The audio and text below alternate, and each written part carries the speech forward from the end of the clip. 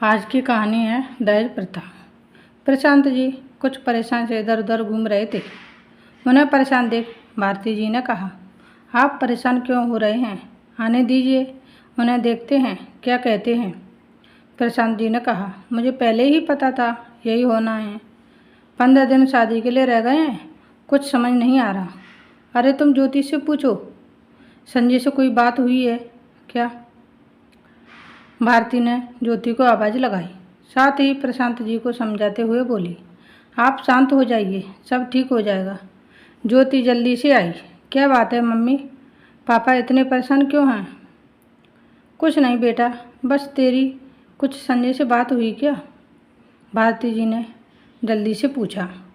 प्रशांत जी ने उन्हें घूरते हुए कहा, बता क्यों नहीं देती उसे? सुन बेटी, तुझे पता है शादी पक्की हुए 3 महीने बीत गए। उस समय तेरे होने वाले सास ससुर और संजय से हमने साफ साफ पूछा था कि आपकी कोई डिमांड तो नहीं है। उस समय उन्होंने कुछ नहीं बताया, लेकिन आज सुबह समधी जी का फ़ोन आया। बोले कुछ ज़रूरी बात करनी है, मैं आपके घर आ रहा हूँ। क्या संजय ने भी तुझे कुछ बताया है क्या? डिमांड की है? मुझे पहले से बता दे, मेरा दिल बैठा जा रहा है। ज्योति ने कहा, नहीं पापा, संजय से इस बारे में कोई बात नहीं हुई है। और हाँ, अगर वो ज़्यादा डिमांड करें तो आप रिश्ता तोड़ देना। प्रशांत जी बोले, आजकल लोग खुलकर कुछ नहीं बोलते, जब रिश्ता पक्का हो जाता है तब अपना मुंह फाड़ते हैं। मुझे तो कुछ समझ नहीं आ रहा। 15 दिन रह गए, शादी के कार्ड बट चुके हैं। इसी बीच का फ़ायदा उठाते हैं लड़के वाले। ओहो, आप दोनों भी ना कहाँ से कहाँ पहुँच जाते हो। पहले उन्हें आने दीजिए, बात करेंगे। अगर हम उनकी डिमांड पूरी कर सकेंगे तो हाँ कर देंगे, नहीं तो मना कर देंगे, भारती जी ने समझाते हुए कहा। तभी डोरबेल बजी। सभी सहम गए। प्रशांत जी ने गेट खोला तो सामने उनके समधी किशोरी लाल जी खड़े थे। प्रशांत जी ने उनका स्वागत किया, उन्हें सोफे पर बिठाया। तभी भारती जी पानी ले आए।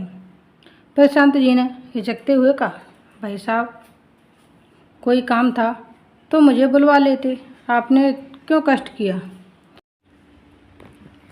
किशोरी लाल जी बोले, अरे समधी जी, कुछ ज़रूरी बात करनी थी, साथ ही सोचा बिटिया से मिल लेंगे। ये कहकर वह हंसने लगे। उनकी हंसी में फीकी हंसी मिलाते हुए प्रशांत जी ने कहा, बेटा ज्योति इधर आओ। ज्योति ने आकर उनके पैर छुए। किशोरी लाल जी ने मिठाई फल देते हुए कहा, बेटी ये रख ले, तेरी सास ने भिजवाए हैं। ज्योति शर्माते हुए अंदर चली गई, लेकिन कमरे से बाहर निकलते ही वह भी ध्यान से बातें सुनने की कोशिश करने लगी। कुछ ही देर में भारती जी ने नाश्ता लगा दिया। चाय की चुस्की लेते हुए किशोरी लाल जी ने कहा, वाह समधन जी, चाय का जवाब नहीं। हाँ तो भाई साहब, आप मुझे कुछ ज़रूरी बात करनी थी। आपने शादी की तैयारियां तो कर ली होंगी। प्रशांत जी का सब्र का बांध टूट गया। वो बोले, भाई साहब, सब तैयारियां हो गई हैं, कार्ड भी बट गए हैं। आप कुछ और चाहते हैं तो बताइए। किशोरी लाल जी ने हंसते हुए कहा, हाँ भाई, डिमांड तो है, इसीलिए मुझे आना पड़ा। ये सुनते ही सबके चेहरे का रंग सफ़ेद पड़ गया। प्रशांत जी ने हिम्मत बटोरते हुए कहा, जी बताइए। बात ऐसी है भाई, हमने आपसे कहा था कि हमें केवल लड़की चाहिए, लेकिन आप तो जानती हैं शादी में रिश्तेदारों की नज़र दहेज पर होती है। कितना सामान आया, कितना नकद मिला, उनका मुंह कभी बंद नहीं होगा। आपसे बस एक अनुरोध है कि आप बिल्कुल भी दहेज या नकद ना दें, केवल 1 रुपये से शादी करेंगे। किशोरी लाल जी ने गंभीर होते हुए कहा।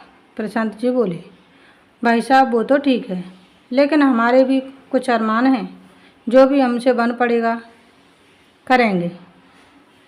किशोरी लाल जी ने कहा, आप अपनी बेटी दे रहे हैं, मैं उन सभी रिश्तेदार, चाहे वो आपकी तरफ से हो या मेरी तरफ से, उन्हें यह संदेश देना चाहता हूँ कि बिना दहेज के भी शादी हो सकती है। रही बात आपकी, तो आप ये पैसा अपने बुढ़ापे के लिए संभाल कर रखिए।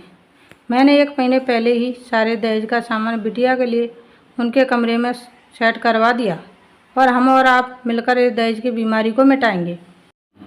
प्रशांत जी की आंखें नम हो गई थी। वो क्या सोच रहे थे और ये सब सुनकर उन्हें विश्वास नहीं हो रहा था। तभी किशोरीलाल जी ने अपने बैग से निकालकर 10 लाख रुपए टेबल पर रख दिए। फिर उन्होंने कहा, संजय ने ज्योति से पूछ लिया था कि मैरिज होम और दावत सब मिलाकर 20 लाख रुपए का खर्चा आ रहा है। हम एक ही फंक्शन में काम करेंगे, हम एक ही फंक्शन करेंगे और आधा खर्च हम उठाएंगे। ये पैसे आप रखिए, हम शादी के दिन सुबह ही आ जाएंगे, सारा काम कर लेंगे, आप बिल्कुल चिंता मत करना। अब प्रशांत जी का रुकना मुश्किल था। उनकी आंखों से आंसू बह रहे थे। वो बोले, समधी जी आप चिंता ना करें, मैंने सब इंतजाम कर लिया है, आप ये पैसे रख लीजिए। नहीं समधी जी, आपकी बेटी की शादी है तो मेरे भी बेटे की शादी है, आप रखिए ये पैसे, और कुछ मेरे लायक काम हो तो बताना ज़रूर। ये कहकर वे उठकर खड़े हो गए। भारती जी और ज्योति जी दोनों की आंखों से आंसू बह रहे थे। ज्योति ने पैर छुए तो किशोरीलाल जी ने एक लिफाफा ज्योति को पकड़ा दिया। उनके जाने के बाद ज्योति ने लिफाफा खोला तो उसमें 5,000 रुपये और एक खत था। उसमें लिखा था, बेटी अपने पिता का ध्यान रखना, वे बिल्कुल चिंता ना करें, कोई परेशानी हो तो मुझे फ़ोन कर लेना। आज की कहानी यहीं समाप्त होती है। मिलते हैं एक नई स्टोरी वीडियो के साथ। Thanks for watching, please like share and subscribe. धन्यवाद दोस्तों, बाय बाय।